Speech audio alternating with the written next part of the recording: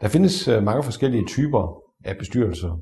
Vi vælger at kategorisere dem i 3: basisbestyrelsesarbejde, vækstbestyrelsesarbejde og forretningsudviklende bestyrelsesarbejde.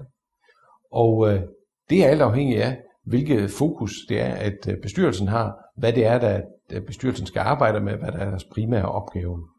Og i basisbestyrelsen, jamen der er det primært kontrol og opfølgning, at man arbejder med, og meget lidt strategi. Det er det, der udføres i langt de fleste danske bestyrelser.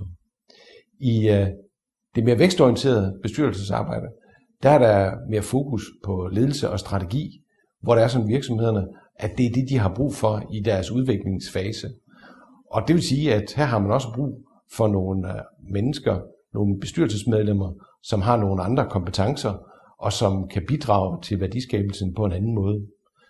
Og i bestyrelsen, som arbejder med forretningsudvikling, jamen der er det bestyrelsesmedlemmer, som er med til at initiere og igangsætte de muligheder og de forretningsinitiativer, der skal til for at bringe virksomheden fremad og til at udnytte de muligheder, der er i markedet.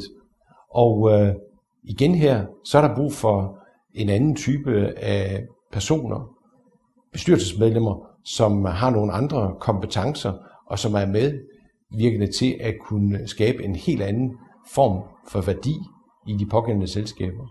Og selvsagt, så skaber det her også et behov, som er forskelligt i relation til dels det materiale, at man har at arbejde med, dels måden, som man arbejder på i bestyrelsen, og selvfølgelig også antallet af bestyrelsesmøder i løbet af et bestyrelsesår.